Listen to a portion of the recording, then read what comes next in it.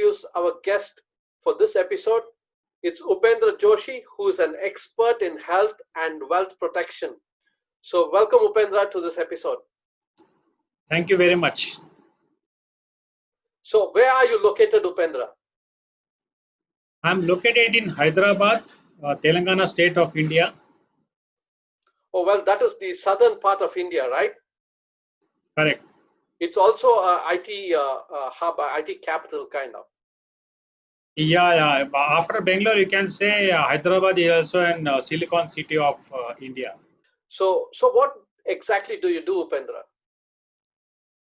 I specialize in helping working people to protect their health and wealth through mindful protection planning. Well, awesome. So you help working professionals in protecting their health and their wealth as well. Well, yeah. Okay, that's awesome. And how did you get into this work? I got into this field as an educated investor.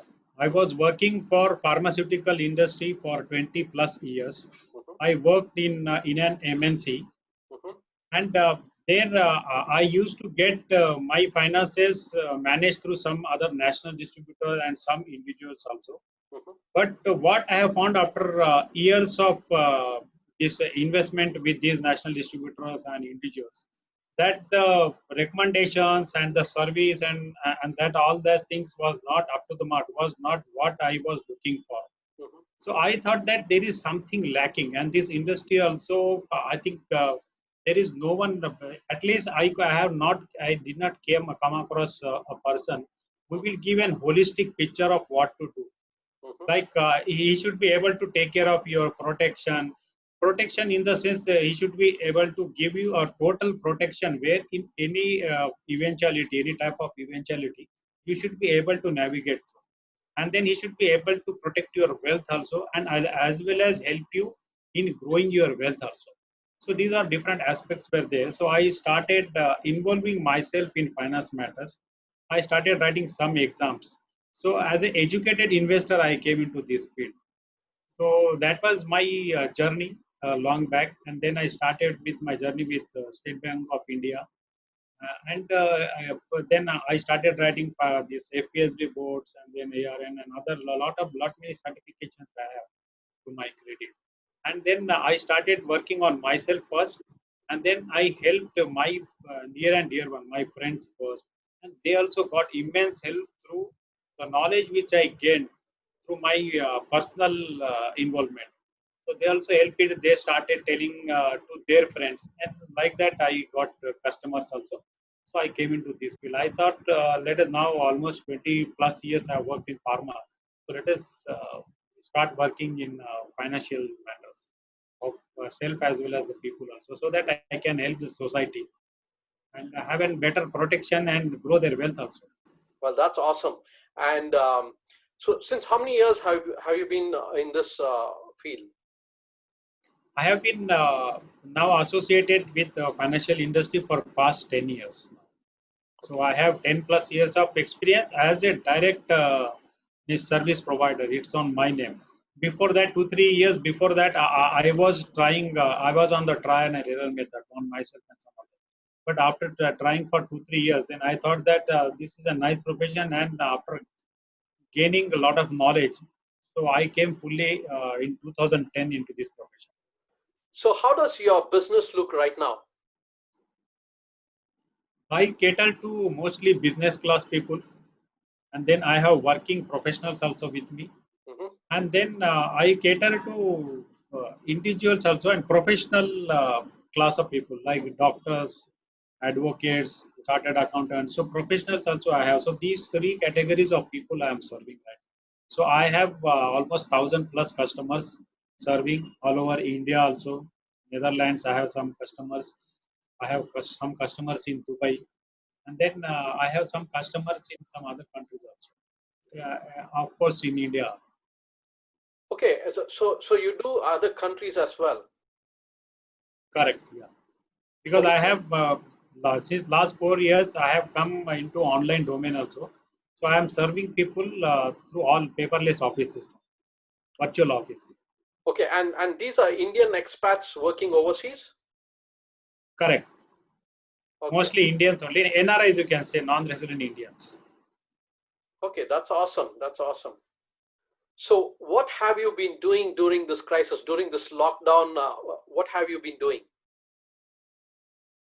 During this lockdown, first 2 3 days, I was also not aware what to do. Then suddenly, I picked up myself, and then I started calling my customers and telling them that whatever, even the market was going through tremendous this pressure. So I started calling customers, and along with that, I started improving my knowledge, updating my knowledge, and now I am trying to come on in the online domain, because I was working most on the physical side of it, but prospecting and doing all these things. But now after this lockdown, what I have found is that coming years, this pre-corona period and post-corona period, if before corona, if the world was here, then after corona and during the corona, if the world is here, then it will not come here. It will be somewhere here like that. So I think it will take some time, and people have also to be have to adopt these new trends and new changes. Then only I think you can survive, or whatever you are doing, you can do it better. So that's what I'm calling my customers. I'm upgrading my knowledge. I'm conducting webinars. I'm attending webinars. These type of things. So do you feel like this crisis has been a sort of a blessing, or is it something that's gone against? Considering the activities which I am doing and which I prefer to do in coming future, I think this lockdown is a blessing in disguise, you can say. And why do you say that? A blessing in disguise in the sense that in a day, physically, maximum you can meet 6 or 7 people. You can physically, you can go and meet and do one-to-one meetings and all these things. But whereas in the online domain, the possibility of meeting 100 people in a day, 200 people, 300 people in a day, that is very much possible, and that is very much there is very much effective also. So there are a lot of plus points are there in online domain. So that's why I think this is a blessing in disguise. Yeah, absolutely. I agree with that. Yeah. There's going to be challenges. So how are you geared up to meet those challenges? So how can you meet those challenges that's going to come in the future?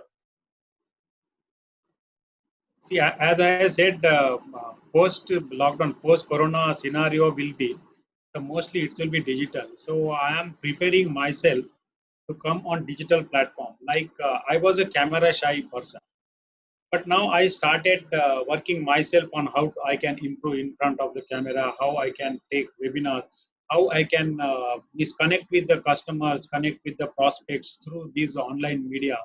These are all I started preparing myself. So I think I can manage all these things because I can do. It's all everything depends on your attitude. Once you decide, you can do anything. Absolutely. So what's your vision for the future? What's your vision for yourself?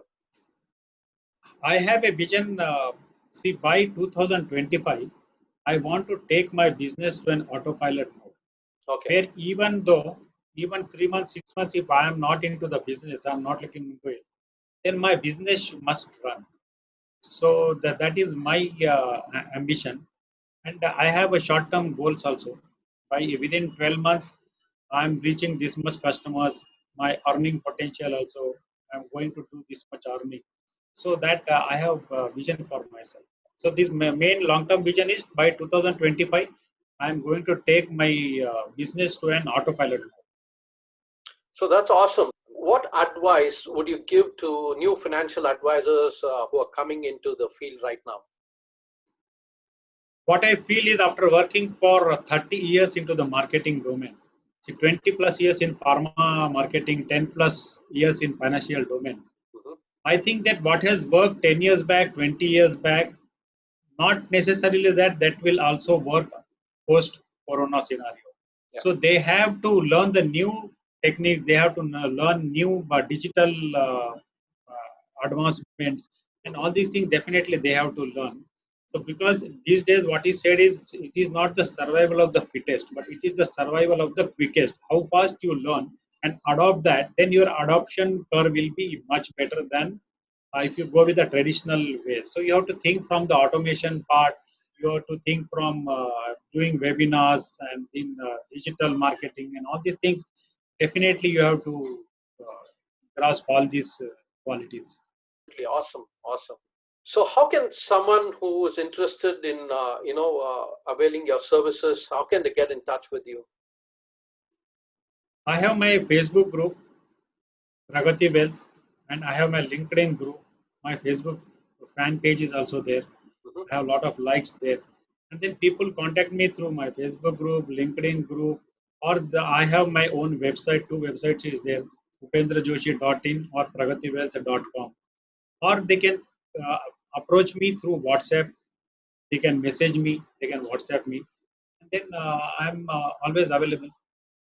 That's really fantastic, and I see that you're doing such an awesome job, especially in protecting the health and also the wealth, and also growing the wealth for your clients.